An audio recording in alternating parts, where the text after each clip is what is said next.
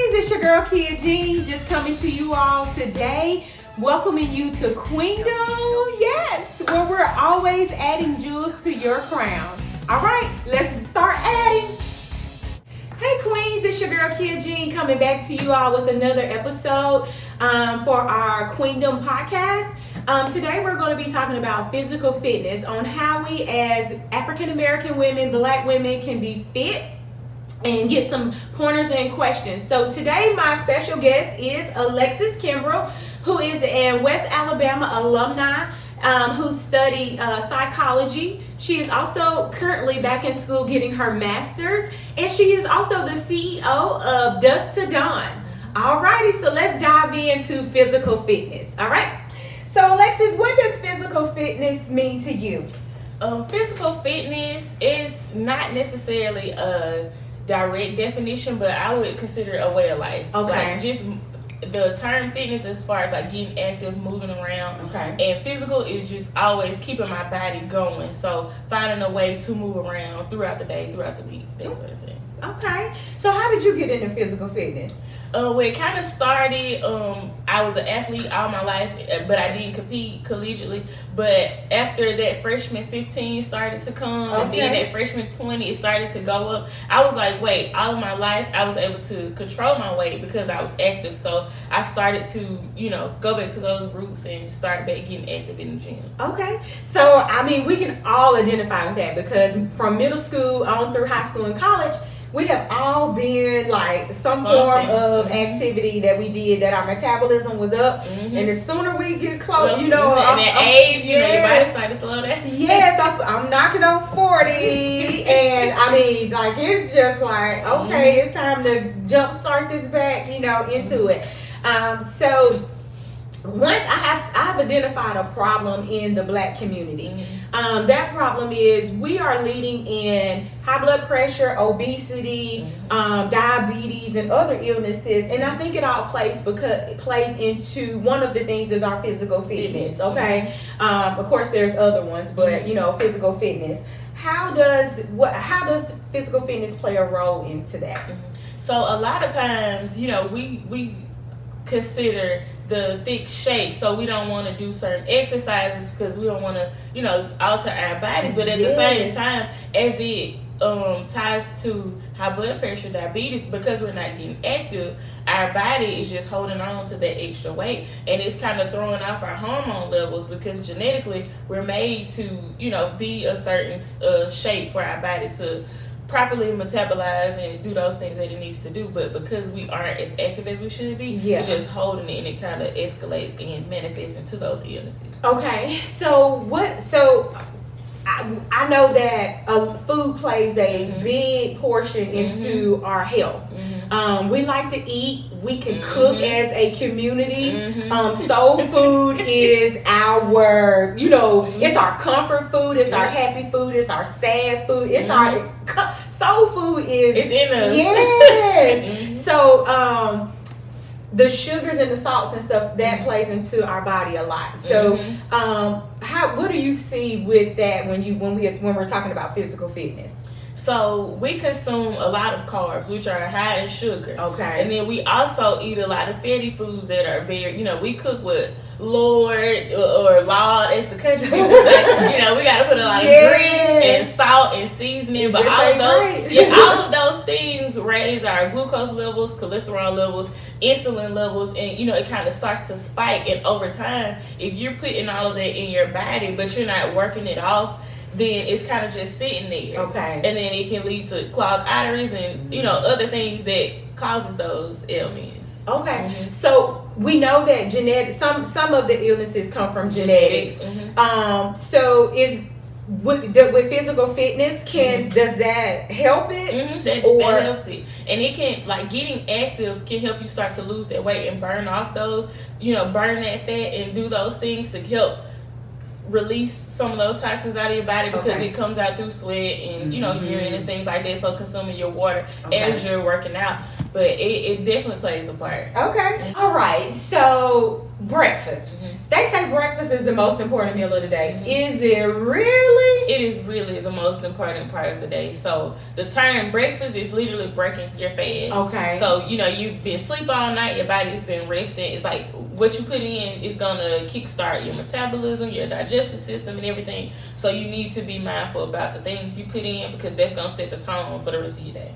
Okay, gotcha. So with my breakfast, because I'm the one that I don't want to eat breakfast. I'm really not hungry until probably like 3-4 hours after I've been up. But I'm trying to do better. So I have a cup of coffee and like maybe a bowl of oatmeal or a cup of coffee and a biscuit. Is that enough? That's enough. So like me, I like a big breakfast, but some people like a lighter breakfast. But as long as you're getting something in your body to help get it going. So I will always say, like, oatmeal. I love oatmeal as an alternative because it's high in fiber, and it's good. It helps keep you full, so you're not overeating the rest of your meals throughout the day. Okay. So it's like apples, fruit, things like that are good in vitamins, nutrients, things like that can give you nutritional value. They're perfect for you. Okay. So really, when they was teaching us that food pyramid, we should have really absorbed that and paid attention. Okay. All right. All right. So another issue that I identified in our community is body image. We as young girls and women, we see a lot of TV, social media, magazines, if people still looking at magazines, but it's shaping what we think our body should look like, or what we think we should look like and feel like. So how does that play into the physical fitness part?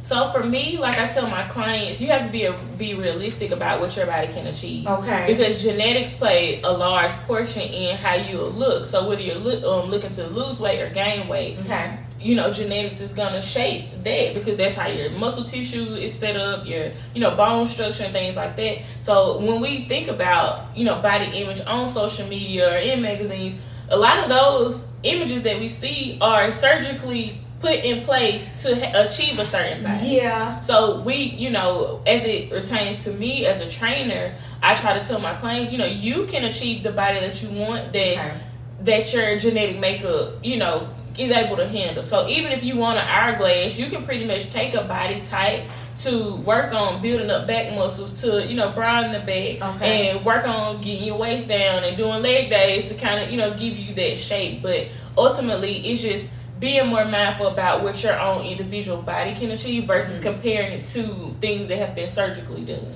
Right. Okay. So when I think about body image and working out, how do you shape positive body image? Because we as women, we are really hard on, I'm hard on myself. I can't speak for everybody else, but I'm hard on myself because I like drive myself and I expect certain things out of myself because I know what I can achieve and what I can't. I be like, I can't do that. Okay. So how do you coach, how do you shape positive body image? So for me, it's always helping you to see the beauty in you. So it's like, if you have nice legs, let's really focus on those legs. Okay. Or even if you don't have that stomach or those abs that you want, it's like, well, focusing on the things that you do have and using that motivation to say, hey, my arms are shaping up nice, so I can kind of take my arm days down to one day a week and really focus on getting cardio. But it's like finding those positive things that you do like, and shining more light to those while working on the things that you don't like, instead of just focusing on the negative. Okay. So let's talk about the negative. So for me, one of the hiccups with me was I didn't want my body to look like a man. I did not want to look like a man, and my husband is steady telling me, you're not going to look like a man, but you need to hit your weights, you need to tone those muscles, you need to work on your arms, and so I think that's a little bit that plays into us as African-American women. We don't want to work out a lot because we don't want to look like, the opposite sex. So you won't look like a man. A lot of times the images that we see with women with more muscle mass and things, they take supplements and they really train hard 7 days a week. Like, they do things to achieve those muscle images that we're used to seeing. But primarily the everyday person, in order to get, more curves and really shape and tone, you need to add in muscle, add in weights or some sort of resistance to really tone and tighten. Okay. So that comes, as he is telling you to add in weights, that's adding in resistance training. Okay.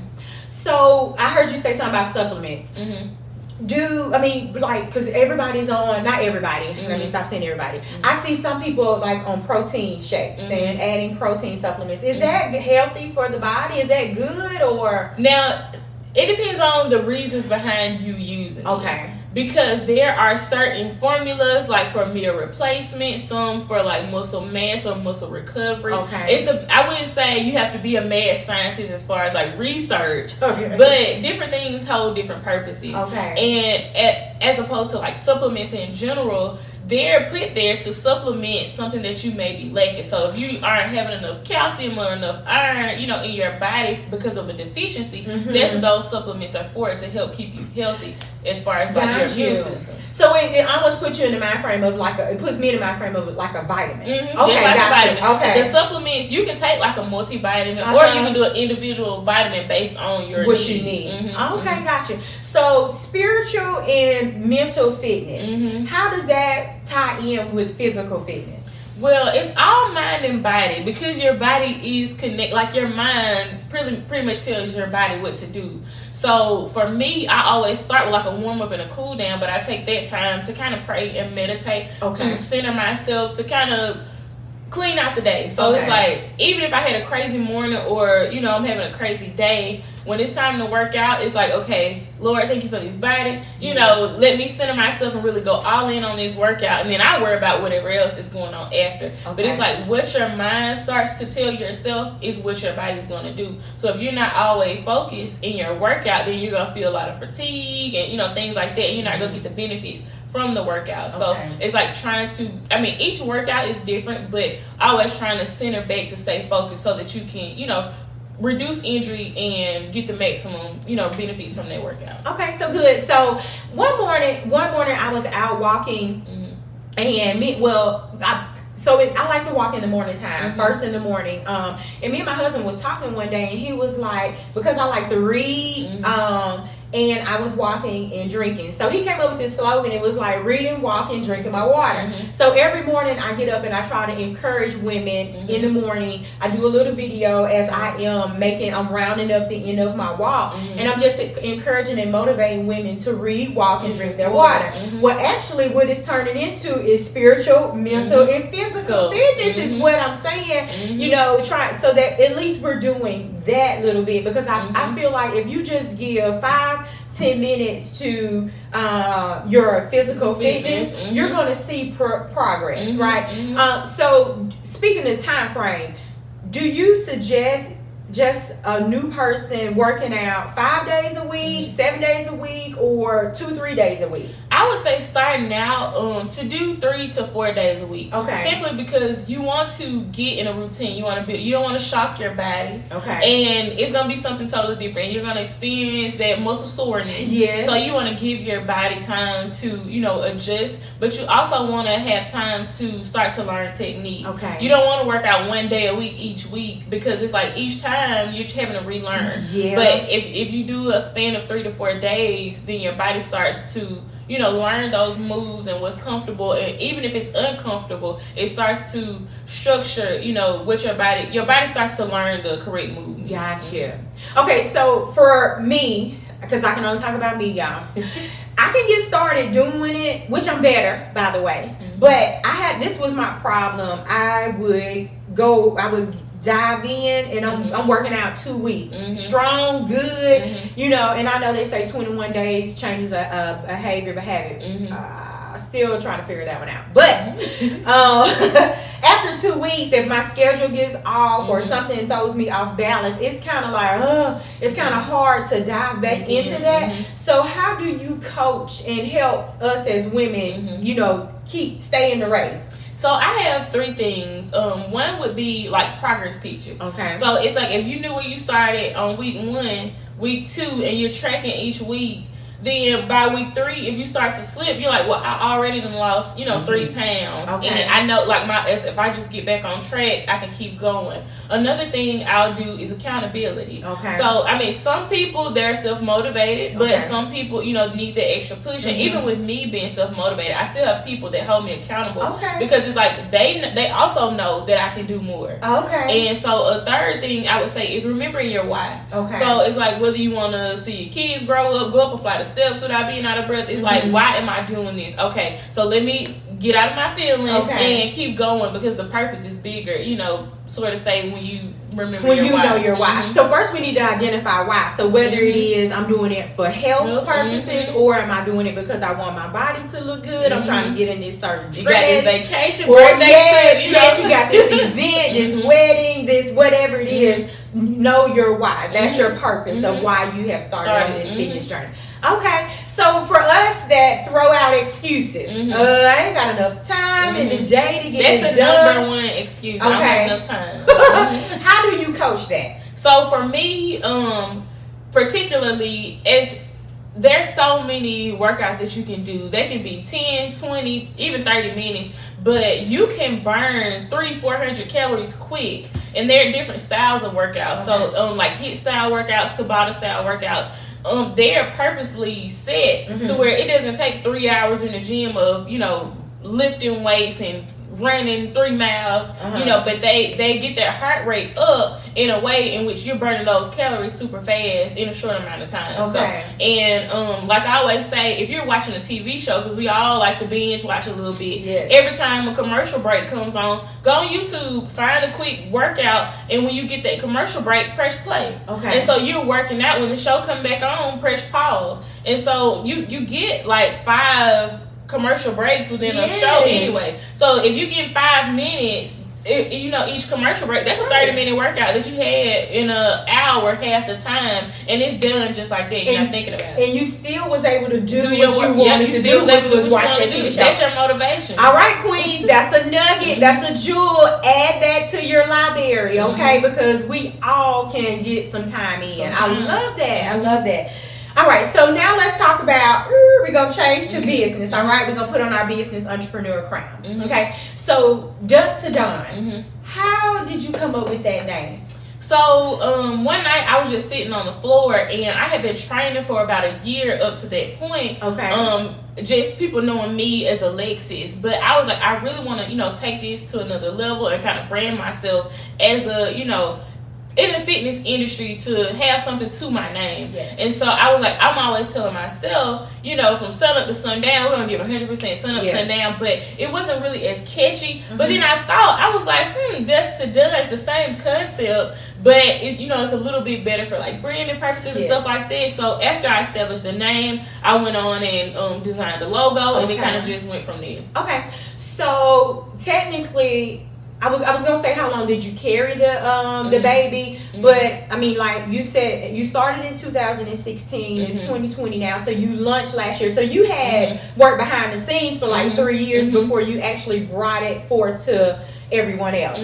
So was there any type of certifications or qualifications that you had to get or that is needed? So just in the fitness realm, I considered myself a fitness enthusiast, which, it's kind of like when you just see people posting workouts. Okay. There's no, real anything behind it. It's just to motivate others. And so that's kind of how I started. People saw me doing workouts, and they just, can I train with you? But after I got so many people, I said, okay, let me take this to another step so that I'm giving, scientific fact and information to really help people grow and not just doing it as a hobby. I turned it into what could be, a business. So, but there are tons of different certifications that you can get. Okay. It just depends on time frame that you have. They're online, in-person classes and stuff that you can take. Okay. But it just depends. Okay. So, startup costs. How much for someone, a young girl? She may be in high school and she's thinking about going into physical fitness, because she can start now,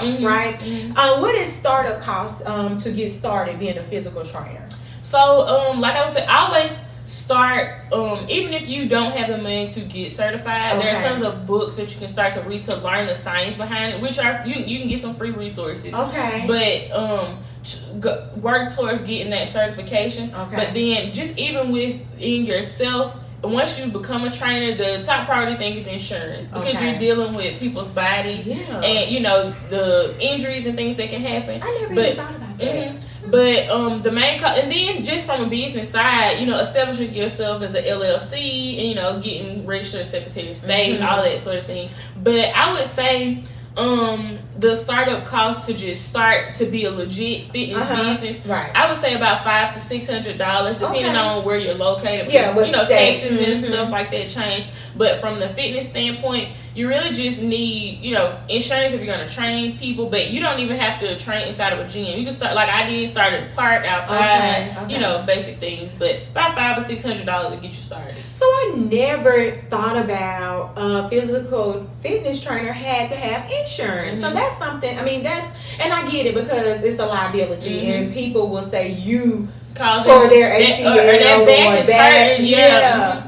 Okay. Smart, y'all. Cover yourself, because some people is not trustworthy. They don't have integrity. And just a side note, like going through the certification process, they teach you how to do certain tests, because people aren't always honest. If you want to lose 30 pounds and I ask you, have you ever had an injury, you may say no. And then it's like once we start training, you start having those pains. As a certified or trained trainer, you know how to watch for different elements and signs within the body to know if you're off or things like that. Okay. So really, you can just start on yourself and family members until you are prepared to bring this out to the public. Because I would hate for someone to get sued behind. Oh my goodness, trying to help someone. I am just shocked. This is new. I'm learning. I'm telling you. Okay, so was there any stumbling blocks along the way when you was getting started with Dust to Done? Yes, there were tons of stumbling blocks. Most of them were me getting in my own way. As we say, imposter syndrome. Like people won't, they won't want me to train them, or even like I had a time where I was going through a bad season to where I started to gain weight back. And, I wasn't healthy mentally. And so I was like, who am I to tell you to eat right and work out when I'm just over here binge eating ice cream, having my little time. But to be honest, those moments where I had weakness, that's where I really grew. Because it was like people became more relatable, and it caused me to be more transparent to say, I know what you're going through, so I can really help you get through these, necessarily not just coaching and talking at you. We're going through it together. Oh my God. That is good. Ain't nothing like a personal testimony, because nowadays we as people, as humans, are looking for somebody that can relate to me, that can feel me, that understand me. So when I'm pushing you because I've been there, and you need that little nudge to keep going. Like no excuses, because I know exactly how you felt, so I can be empathetic, but I can also be there as a coach. So it's not like I'm just constantly on you saying, hey, do this, do this, do this. It's like I know when to pull in and when to pull out, because I know the dynamics of the situation. Perfect. Y'all, holla at my girl, because she got you. I promise she got you. You in good hands, okay? All right. So what would you give a woman or a young lady a piece of advice who is about consistency? So for me, one day at a time. I always say 1% better every day. So I try to plan my weeks, but as we know, things happen, life happen. With me being in school, working, with all these things, it's like having a plan, but being able to also go with the flow. Because you don't want to be so structured in a plan that when one thing throw you off, then it's like everything else just falls. So it's like just always striving to say, okay, I can adjust, I can move this around, and that helps me to stay consistent. Because some days my workouts may be in the morning, or they may be in the evening, or I may have to make it quicker or short, longer or whatever based on the plan. But it's like just taking one day at a time. One day at a time. All right, y'all. So Alexis, tell everyone how they can connect with you, because you all, she is awesome. I wish y'all could feel this energy, because it is phenomenal right now, and I'm just like ready to like work out and let's get it going. But tell our viewers, tell our queens how they can follow you or connect with you. Okay, so on Facebook and Instagram is at Dust to Dawn Fitness, and I just launched a fully online wellness program. So it's all mental health and wellness based, but as opposed to traditional online training where it's just me telling you what to do for workouts, it's actually 100% interactive. And with the training program, you get a heart rate monitor that's included with your training program. So it's another level of accountability. Sure. Because it's like I'm not just watching you work out, but I can see the effort with this heart rate monitor that you're putting in. Yes. So it's like while you're working out, I can see you to correct your form, and but I can also keep your energy up, because you may say, oh, I'm so tired. Yes. But it's like, no, Jakia, I see you only giving me 30%. I need close to 100%. I need you maxing out, so that way you're getting closer to your goal. It's like me pushing you, but also with that program, it's accountability. Mm-hmm. Because let's say like the brand itself, 24 hours 7 days a week, if you have a busy schedule, when you can work out without being live with me seeing you, but because you have that heart rate monitor on, I can say Jakia killed her workout this morning. She gave 85% throughout her whole workout, and that way you can do the workout on your own time, and you're not limited to,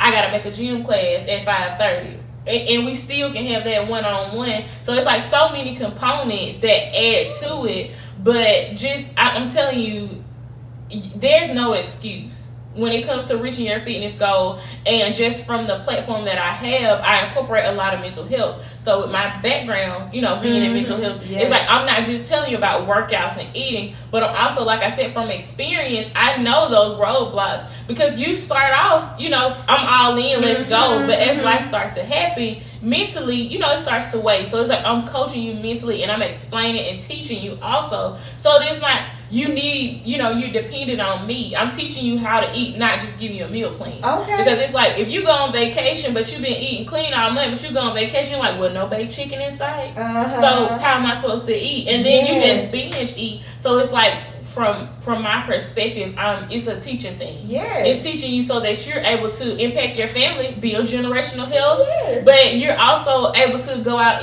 tell other people how you embarked on your journey, so you're not dependent on a coach for the rest of your life. All right, so queens, we are going to have Miss Alexis Kimbrough back on our show with Dust to Dawn, and she's going to do a workout with us, and this is great, y'all. Sign up. I'm going to sign up, because I feel like this is for us in this time where we are.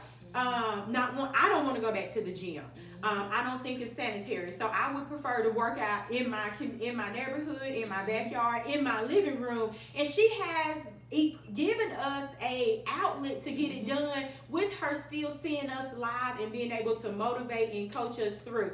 So look, check out my girl, check out Queen Alexis at Dust to Dawn Fitness on Facebook and Instagram. And she is going to take good care of you. Look, you are in good hands, I promise. All right, so one last thing I want to do. So Queendom always gives our queens a gift. Okay, so open it up.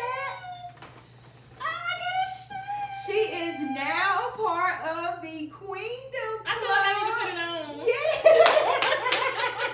on. Yes. And you got another little gifty. We just added a jewel to her crown. Great. Yes. All right. So look, queens, y'all hit us up. Remember, Facebook, Instagram, Dust to Dawn. I'm sorry, Dust to Dawn Fitness. Her name is Alexis Kimbrough.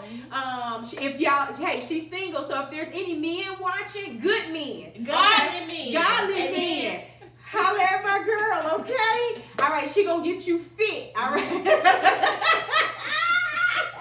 All right.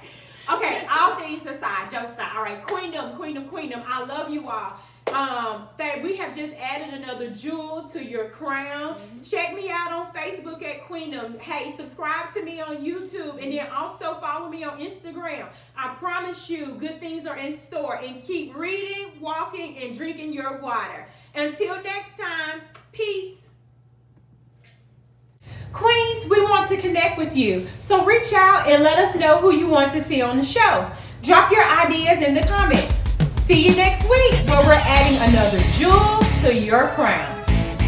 www.ascensiontracks.com